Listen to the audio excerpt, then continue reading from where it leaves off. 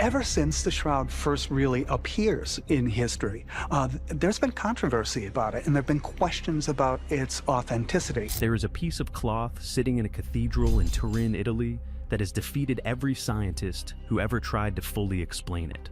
Not some of them, all of them. It's religion and science living together on the same piece of cloth. Governments have studied it, NASA imaging specialists have analyzed it, forensic pathologists have examined its bloodstains under electron microscopes. And in 2015, geneticists pulled ancient DNA straight out of its fibers and found something so geographically impossible, so biologically strange, that the researchers admitted they could not fully account for where it came from. Today we're going to walk through that evidence, the DNA, the pollen, the blood, and an image that nobody on Earth has ever managed to reproduce. The man who didn't want to believe it. Before you trust a single claim in this video, you should know who's making them, because the most important voice in shroud research spent his whole life refusing to say what everyone assumed he'd say. His name was Barry Schwartz, and in a field absolutely drowning in true believers, people who made up their minds first and went looking for evidence second, Schwartz was something genuinely rare. He was a man who did not want to find what he found. A professional documentary photographer, raised an Orthodox Jew, skeptical by nature. And in 1977, he was brought onto STURP, the Shroud of Turin research project, the most comprehensive scientific investigation ever conducted on a single object in human history. He was chosen precisely because he wasn't a believer. The team needed someone who'd document what was actually on the cloth, not what they hoped to see a camera without an agenda. Over October 8th, 1978, Schwartz and the team spent 120 hours with the linen inside the royal palace of Turin, photographing every centimeter of a cloth that millions believe wrapped the body of Jesus of Nazareth. He very nearly turned the invitation down. As he later told it, he wondered whether a man raised Orthodox Jewish belonged on such a deeply Christian project at all, until a fellow team member, Don Lin of NASA's Jet Propulsion Laboratory, reminded him that the man on the cloth was also a Jew. His initial verdict? Fake, almost certainly a medieval forgery. He went home to California and figured that was the end of it. It was not the end of it. As the STURP papers rolled out over the following years, Schwartz kept reading and kept hitting a question that should have been simple. If it's a forgery, how was it made? Because nobody, then or now, has produced a repeatable method that matches all the physical evidence at once. It took him 17 years. But by 1995, the skeptic had reversed himself, not converting religions. He remained Jewish his entire life. But concluding the cloth was no medieval fake. He founded Shroud.com, the largest shroud archive on the internet, and spent decades making the science, the confirming, and the contradicting available to anyone who wanted to look. When a man like that says the evidence won't let him walk away, it's worth finding out why. And to understand why, you first need to understand exactly what he was looking at. Most people think they know what the shroud is. Almost nobody actually does, and the details read less like a religious relic and more like a crime scene report. It's a strip of linen, 14 feet 3 inches long and 3 feet 7 inches wide. On it, in pale sepia tones, is the faint image of a man front and back as if the cloth had been laid beneath a body and folded over the top. The figure is a bearded man in his 30s, roughly 5'11", heavily muscled, and marked with wounds that read like first-century forensics. Nail wounds through the wrists, not the palms, the way medieval artists always painted them, and anatomically, the wrist is exactly where a nail would have to go to bear a body's weight. Puncture wounds scattered across the scalp, as though something spiked had been pressed onto the head. A large, elliptical wound in the side, consistent with a spear thrust, and more than 120 scourge marks across the back and legs, consistent with a Roman flagrum, a whip tipped with metal or bone, engineered specifically to shred skin. The Romans were terrifyingly good at what they did. The cloth first appears in documented European history around 1357 in the small French town of Liry, where a knight named Geoffroy de Charny put it on display, and claimed it was the authentic burial shroud of Christ. He never explained where he got it. He left no notes, no provenance, no chain of custody. He just displayed it, drew the pilgrims, and lit a controversy that's still burning 660 years later. The local bishop declared it a forgery almost immediately, and even claimed an artist had confessed to making it, yet no such artist and no such method was ever produced. The exhibitors kept showing it. The pilgrims kept coming, which, honestly, is exactly how these things tend to go. For centuries, the cloth passed through French nobility and the House of Savoy, survived a chapel fire in 1532, whose burn marks are still visible today, and finally settled in Turin, where it now lives in a climate-controlled case inside the Cathedral of St. John the Baptist. And for most of that history, it was just an object of faith. Then science decided to end the argument for good. The verdict, and the evidence that undid it. In 1988, the scientific community was ready to close the case permanently. And for a while, it looked like they had. 3 independent laboratories, Oxford University, the University of Zurich, and the University of Arizona, each received a small sample cut from one corner of the cloth. Each lab ran radiocarbon dating on its own, without consulting the others, and all 3 landed in the same window, 1260 to 1390 C. Medieval, at most 700 years old. Case closed. The Shroud of Turin is an impressive medieval forgery. Everyone go home. Except the scientists who'd actually spent time with the physical cloth weren't buying it, and not because they were believers protecting a relic. It was because the carbon date flatly contradicted everything else the cloth was telling them. The pollen, the weave structure, the blood chemistry, the bizarre properties of the image, none of it behaved like something cooked up in medieval Europe. A 700-year-old fake should look like a 700-year-old fake under every test, not just one. That tension between what the carbon said and what the cloth showed is what drove the next 30 years of research. And eventually it drove someone to ask a question nobody had thought to ask. What does the DNA say? Here's the study at the heart of this whole story, the one that turned a settled case back into an open one. In 2015, a team led by geneticist Gianni Barcaccia at the University of Padua published a paper in Scientific Reports, part of the Nature Publishing Group, not a fringe outlet. One of the most respected journals on the planet, they developed a way to pull genetic material off the cloth without cutting it, using vacuumed dust, the microscopic debris that builds up in linen over centuries of handling, storage, and human contact. From that dust, they sequenced both plant DNA and human DNA, and what they found is genuinely strange. The plant DNA came from a staggering range of the globe. Mediterranean clovers, European spruce, East Asian pears and plums, even North American black locust, a tree from a continent Europeans wouldn't reach until the late 1400s. A lot of that can be explained. Millions of pilgrims and handlers over centuries would leave a cosmopolitan smear of environmental DNA. The human DNA is what makes you put your coffee down. The mitochondrial lineages, the ones passed down the maternal line, trace back to an extraordinary spread of populations. North African Berbers, East Africans, the Caucasus, Anatolia, the Indian subcontinent, and the Middle East.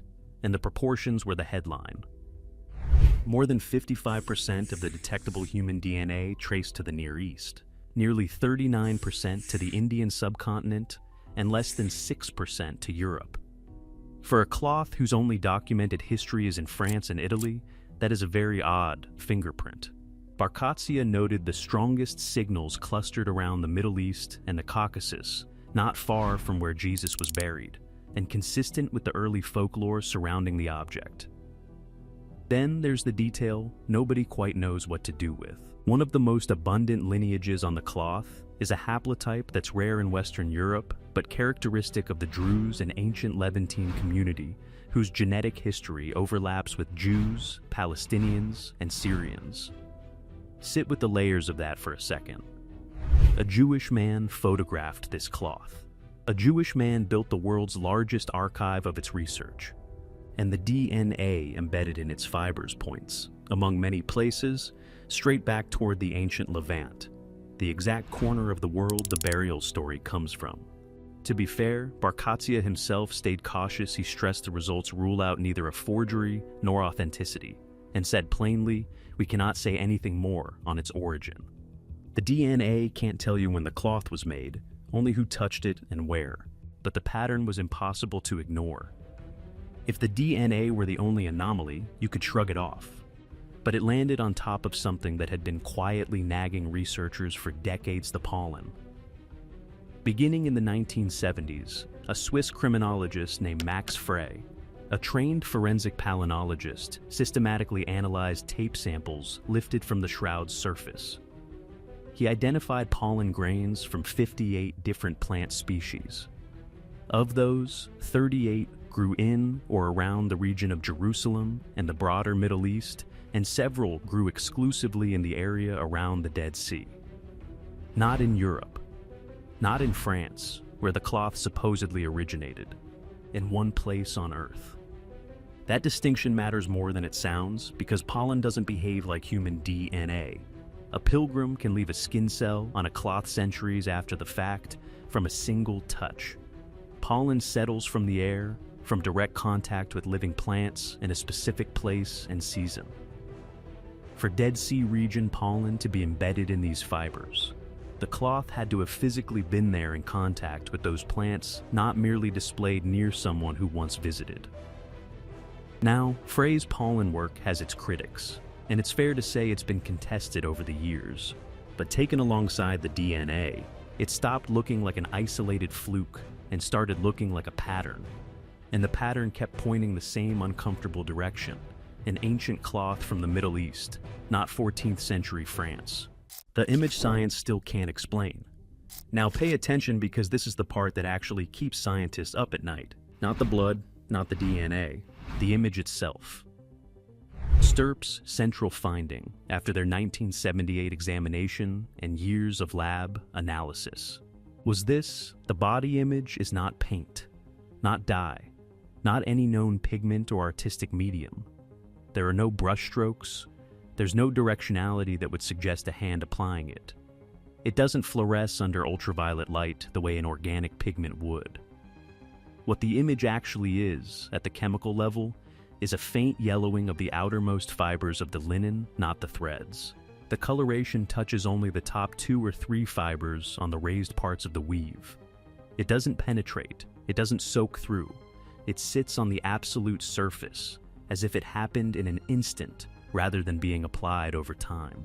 Stirp's own final report, signed off by their scientists regardless of personal belief, concluded that the answer to how the image formed remains, now as it has in the past, a mystery, and that the image is that of a real human form of a scourged, crucified man. They could describe what it resembled. They could not tell you what made it. Then, NASA got involved, really. Stirp physicist John Jackson ran the image through a VP8 image analyzer, a piece of NASA-derived technology that converts image brightness into 3-dimensional relief. Feed it an ordinary photograph, and you get a distorted, unreadable mess the machine isn't built for photos. It reads the light and dark values of a normal picture as noise. Feed it the shroud, and it produced a clean, anatomically accurate 3D representation of a human body, the nose, the brow, the cheekbones, all rising out of the flat cloth in correct proportion. The image contains genuine 3-dimensional spatial information that a photograph or a painting simply does not carry. The darker a region, the closer that part of the body would have been to the cloth. Nobody has explained that, not in 1978, not now. And every serious attempt to artificially reproduce the image, and there have been many by very clever people with very good equipment, has failed to hit all the properties at once. You can get the superficiality, but not the 3D data. You can get the eerie negative image quality, the fact that the image reads more clearly as a photographic negative than a positive, but not the total absence of pigment or binder. The cloth keeps winning. The blood that shouldn't be there. If the image is unsettling, the blood is worse. because forensic pathologists can confirm what it shows and still can't explain how it got there. STURP chemist Alan Adler, a specialist in blood chemistry, confirmed the stains contained hemoglobin and bilirubin, consistent with real human blood. The type tested as AB relatively rare worldwide, present in only a few % of the global population, but disproportionately common in the Middle East. And then came the detail that makes pathologists uneasy: the bilirubin levels. Bilirubin spikes when red blood cells break down under extreme physical trauma, prolonged beating, catastrophic blood loss, the kind of stress that pushes a body to its absolute limit. The bilirubin on the shroud is consistent with someone who suffered exactly that: a prolonged, violent, physically overwhelming death. Not a clean end, not a small injury, a body driven past its breaking point. Then there are the serum halos. Around each bloodstain, under the right imaging, sits a faint ring of a different substance consistent with blood serum, the clear fluid that separates from a clot as it dries. That's precisely what you'd see around real wounds in a real forensic setting. But a medieval forger would not have known to add them, because the mechanism of clot retraction and serum separation wasn't understood until the 20th century. You can't paint a detail you don't know exists. The stains also flow in anatomically correct directions. The blood from the wrist wounds runs at angles consistent with a man hanging with his arms raised.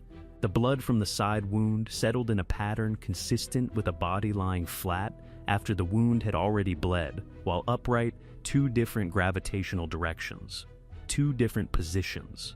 Exactly what you'd expect from a man who died hanging and was then laid down. And here's the kicker: the body image does not run under the bloodstains.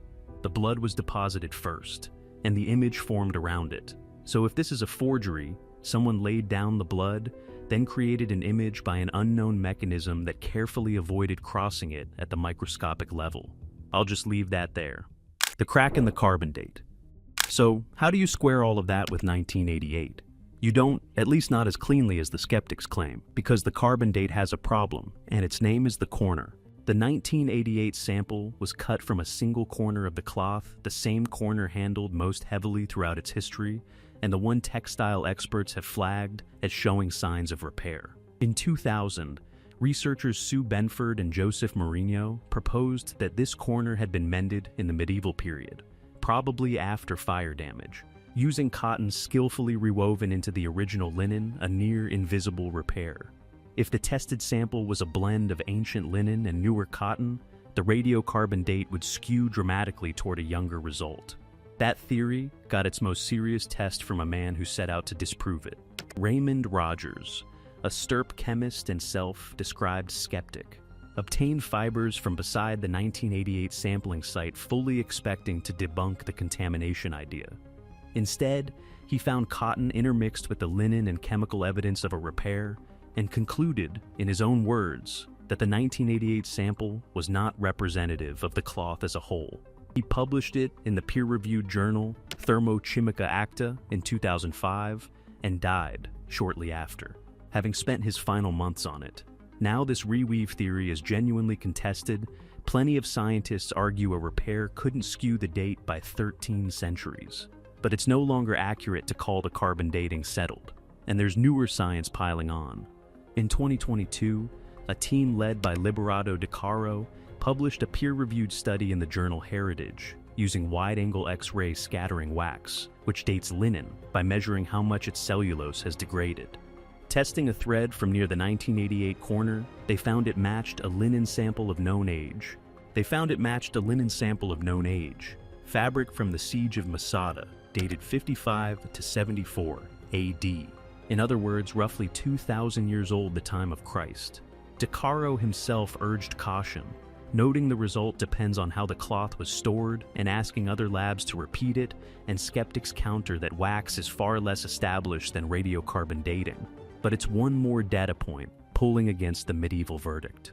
Fair is fair. The skeptical case deserves a real hearing, not a wave of the hand, and its strongest point is genuinely strong.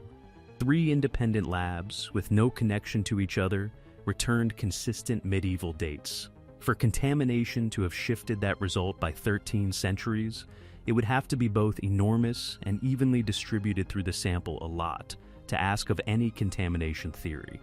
And veteran skeptic Joe Nickel has argued that medieval artistic technique was more sophisticated than we give it credit for, and that a talented artist using iron oxide pigments could reproduce some of what Stirp found puzzling.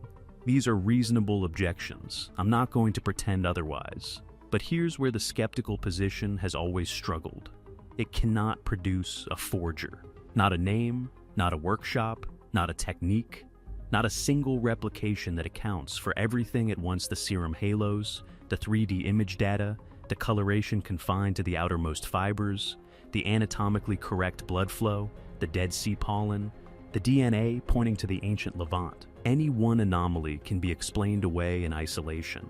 It's the accumulation that resists it feature after independent feature, from a dozen different scientific disciplines, all pointing the same direction. Schwartz put it simply, he never met a skeptic who could explain all the evidence, only selected pieces of it. That's not debunking. It's a work in progress. The witness who never looked away. Here's the part I find genuinely moving. Barry Schwartz was in his 20s in 1977, a Jewish skeptic with a camera, expecting to document a medieval fake and go home. He gave the rest of his life to this cloth instead, not a piece of it, essentially all of it, documenting, archiving, and honestly representing every scrap of the research, the evidence that helped his case and the evidence that hurt it. And he never once made the leap that faith requires.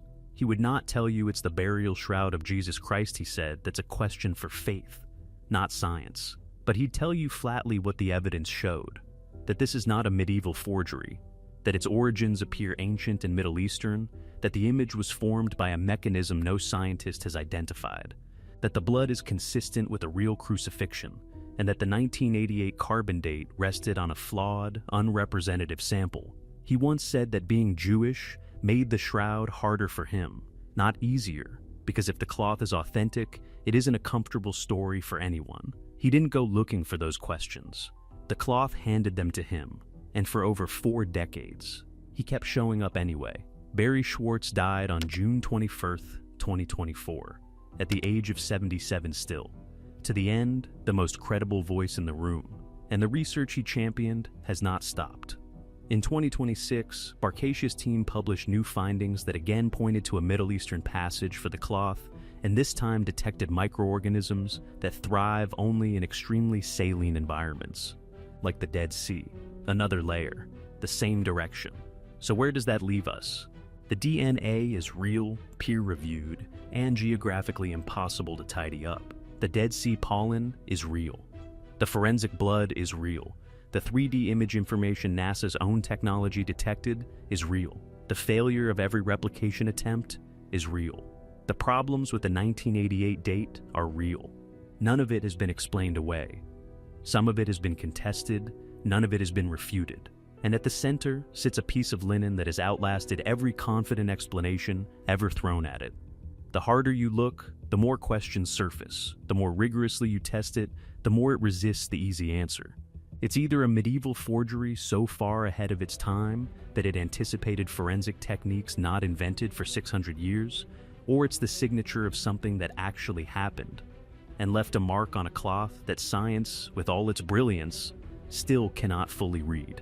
The DNA results are in. The image remains unexplained. The blood tells a story forensic pathology confirms and cannot account for. And the evidence, all of it, not just the convenient pieces, is still waiting for someone brave enough to follow it wherever it leads. So which is it? A medieval forgery centuries ahead of its time? Or evidence of something science still can't explain? Drop your verdict in the comments. And if you want more mysteries no expert can close the book on, subscribe and hit the bell before the next one.